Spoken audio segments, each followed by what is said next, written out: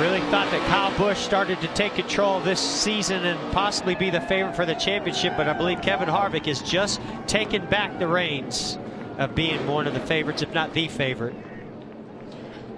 Great day for Stewart Haas. Thanks to everybody who stuck it out through the rain delay. A great finish for that race team. And give me fuel, give me fire, give me that which I desire. Ooh.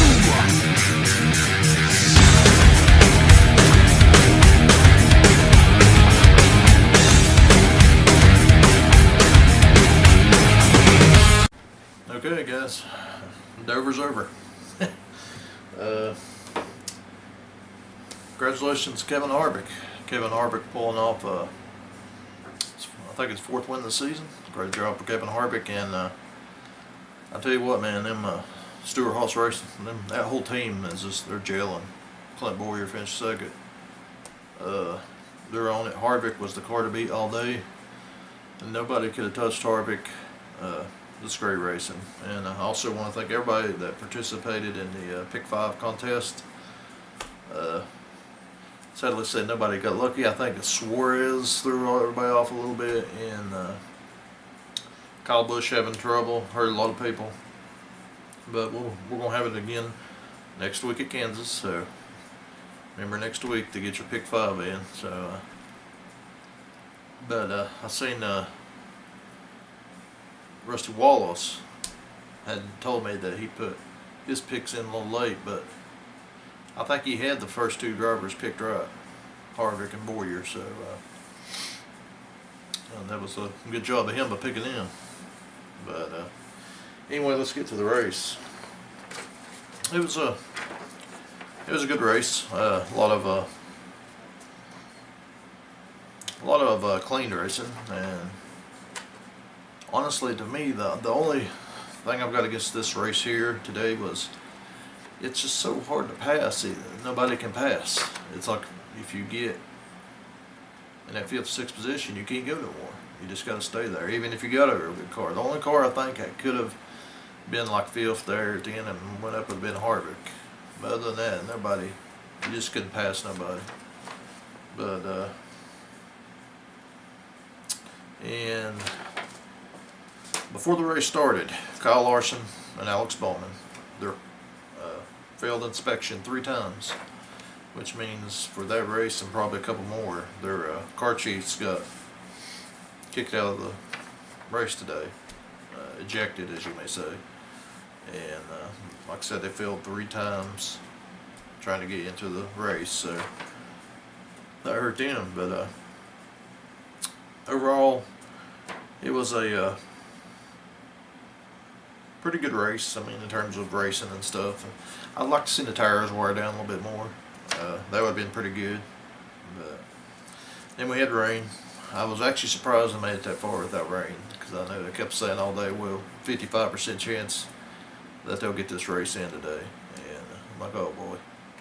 But luckily, with 80 to go, they had a shower come through, and it lifted, and they got the track dried and got everything going. And all you Kyle Busch fans out there, his drive shaft went out, and I hate that for Kyle, because Kyle's running 3rd or 4th there, so he had drive shaft troubles with that. And a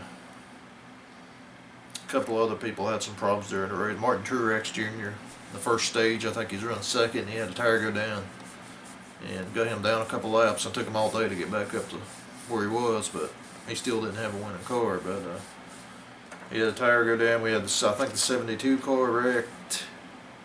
I can't remember who was in that car today. I told you guys in the other video, but I can't remember who was driving. But they wrecked, and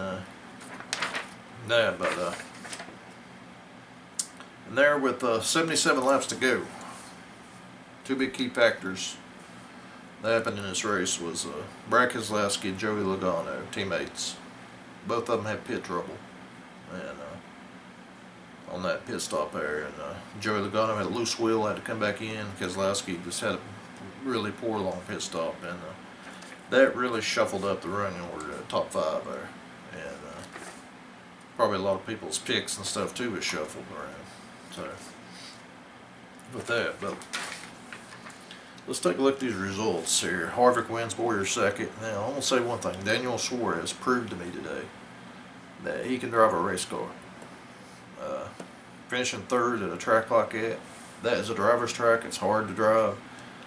And for him to stick it in there and outrun guys like Kurt Busch and Truex and Keselowski and him, I mean, that is great. Great to see. A new face up in the top 5 running good. And like I said, Truex 4th, Kurt Busch 5th, Keselowski was 6th, Denny Hamlin had a strong run 7th, Ryan Blaney. Jimmy Johnson got in top 10. He finished about where I figured he would. I figured he would have ended up around anywhere between that 9th, 15th position. So good for him. Kyle Larson fought back all day long to finish 10th. He had trouble all day. And Eric Almirola finished 11th. Good run for him. William Byron, another top 15. Kid's getting better. So see what happens in the future. Let's take a look at some of the guys who struggled a little bit there. Paul Menard had a bad day. Hated for him. Ryan Newman had a bad day. He had some trouble. Like I said, Kyle Busch. Corey LaJoie was a 72 car that wrecked there. And Bubba Wallace, I thought he would run better than he did today. He was struggling bad. And I just thought he would do a little bit better. But I guess these cars are just, he's still learning them and stuff. So, but I do want to mention that if you take a look here at the top 10, Jimmy Johnson, Kyle Larson was 9th and 10th, which brought 2 Chevrolets in the top 10. But the whole race is pretty much dominated by Fords, and Toyotas was competitive. You had Busch and Truex and Suarez, but they still wasn't up there. I still think, I'm not trying to say this in a bad way, but Chevrolet they need something. Or we're going to get this all year. It's just going to be Kevin Harvick's going to have 15 wins. And it's just going to be a Ford and Toyota domination if they don't. Obviously, you know, I'll pull for Truex and stuff, and I am, you know, but Chevrolets need a little bit of help from NASCAR. Just a little bit. Maybe not much, but just a touch. So, just to get them competitive enough to where they can get up there and win. I know Kyle Larson's been quick, but he still can't. They couldn't even pass inspection where they was trying to compete with Harvick and them guys. So, but that's my opinion on that. And I won't say this: they need to rename the NASCAR Series guys to the Kentucky Fried Chicken Cup Series, because I have seen. I don't know if you guys noticed it too, but I bet I've seen a Kentucky Fried Chicken commercial today 20 times. You know, the one where they're on the boat and the guy's up there, sucking away. I was like, goodness, I'm getting tired of seeing Kentucky Fried Chicken. You know, just if they want to be a NASCAR, sponsor it and call it Kentucky Fried Chicken Cup Series. Other than that, but anyway, thanks again for everybody participating in the contest, and we'll do it again next week, and until we get somebody hits it and wins the diecast. And I don't know if anybody got it over Charlie's channel, or I haven't looked yet, but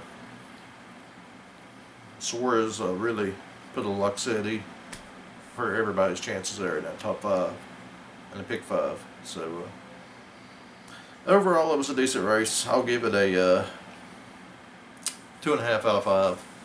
It would have been a 3 out of 5 if the tire wear would have been a little better, but just the aero still is killing them, man. They got to get the aero fixed to where people can pass.